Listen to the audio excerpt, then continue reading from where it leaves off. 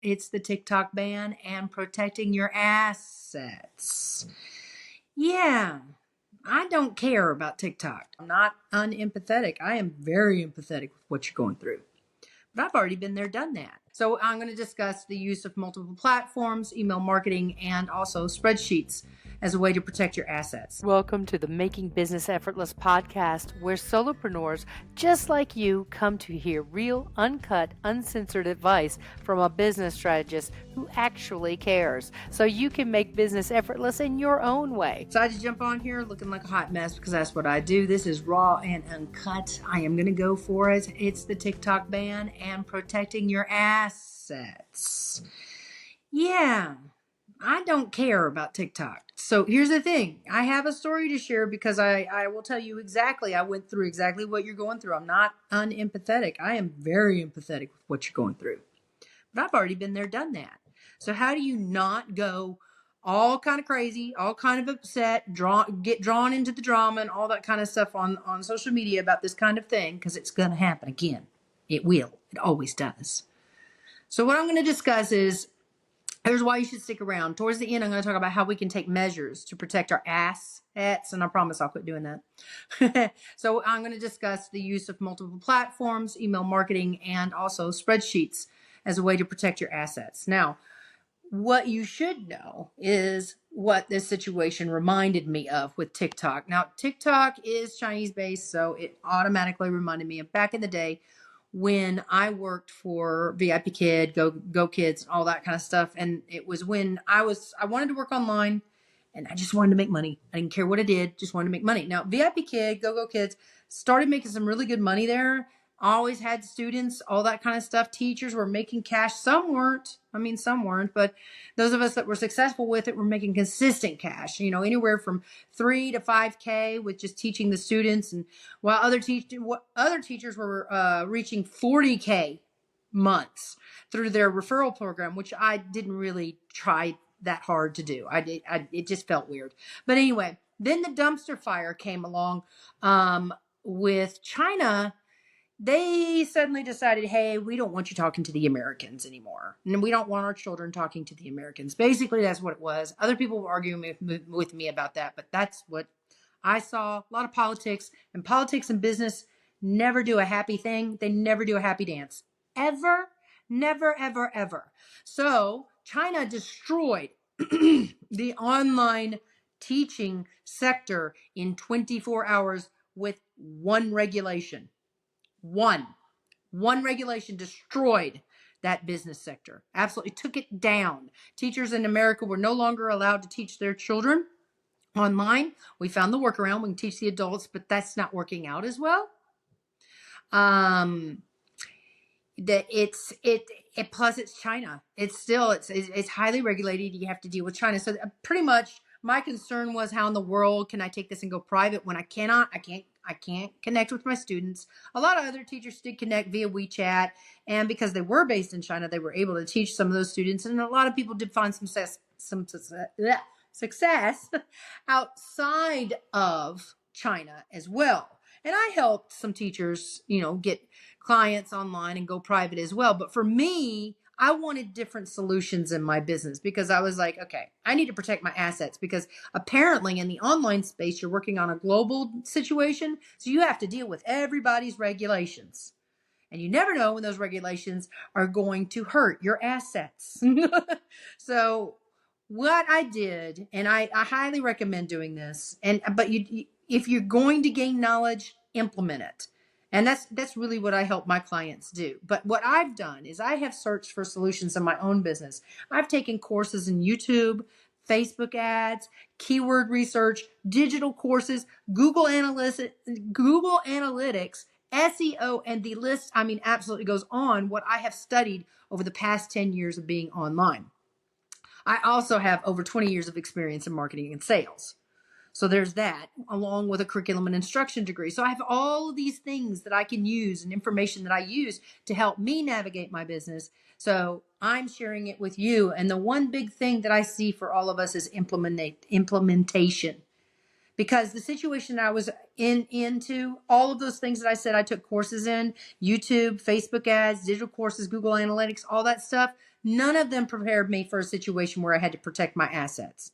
Not one of them prepared me for that situation. That's what comes with experience. So how do we take measures to protect our assets? Well, there's like I mentioned earlier before I got started, there's multiple platforms. A lot of people recommend doing this. There are pros, you do reach more people, right? But one big, huge, massive con is it's extremely time consuming and running multiple strategies, so it's not ideal for the solopreneur. Now, bigger companies, with teams and whatnot, it's a good choice, but I highly recommend going deep if you are a solopreneur, going deep with one platform, because when you go deep with that platform, you can take what you've learned from that platform and transfer it over to the other one, and it makes it easier to understand the next platform. You can build on your knowledge that way easier than just going, I'm going to be on all of them at the same time, because that's multiple strategies. LinkedIn strategy is different from Facebook strategy, which is different from Instagram strategy, which is different from TikTok strategy if it ever comes back. There's also email marketing. We have the pros there. You can automate it easily. It does create a database of your leads information so you can send updates, but the con is it can become costly over time. But when you're starting out with platforms like MailChimp and ConvertKit, now known as Kit, they recently did a rebrand, they have a generous free option and have wonderful walkthrough videos to learn how to use their services as you go, as well as amazing support. And these are kind of the areas inside my Effortlessly Booked program. As you navigate all of this, I help you make decisions as to which email service provider is a good choice for your business, which tool, automation, whatever. I help you discover how to generate revenue, create income, and determine where to invest in your business. That's what I help you do. And that's just part of it with the email marketing. You do have to understand your client acquisition process before you go into doing email series and all that. But you could just get started with a simple basic newsletter to get a feel for how email marketing works if you haven't already started learning how to do email marketing. Just get a feel for how the platform works. See if you want to fucking do it in the first place. Because just because everybody says it's a thing to do doesn't mean it's the right thing for your business. So the final one is spreadsheets. Now the pros you have here, this is your own created spreadsheet. I have a spreadsheet that I provide my clients that helps them with this kind of thing. Now the pros is that you have a spreadsheet of your leads information that goes beyond what an email list service can provide, such as their social media profiles and websites. So if something does happen, you can reconnect. Do not abuse this tool. I cannot say that enough. I have fired clients for abusing their leads list. Okay, just don't do it. The con here, though, with a manual, with your own spreadsheet, the con is that it can be time consuming, but you can hire someone to do this for you once you understand your process with your leads contact list. The lesson here is find a way besides online to house your leads list. No, we don't like manual stuff and things like that, but honestly, it really helps to slow down in your business so that you can speed up. When you slow down and really take a look at your situation, understand the pros and cons, then you have more knowledge moving forward versus just being reactionary and grabbing whatever you can to make revenue. You got to think about these things. So the lesson here is find another way besides online to house your leads list. The pro here is when you have a spreadsheet of your very own, or you consistently download your spreadsheet from your email marketing, or you have Google spreadsheets or whatever, download them onto a hard drive. As a matter of fact, you should download everything in your business, videos, images, everything onto an external hard drive. They cost nothing.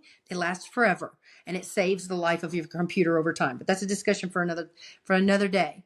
So when you have your own leads list, it protects your most valuable asset in your business, and that's the people who could benefit from your services. So be highly protective of your leads list. Now, the con here is you must protect your assets from harm. Save this information on Google spreadsheets if you must, but tech is always tech. It will glitch and hiccup. So make sure you schedule a download of your leads and client information onto a hard drive to protect your business and your leads and clients' information.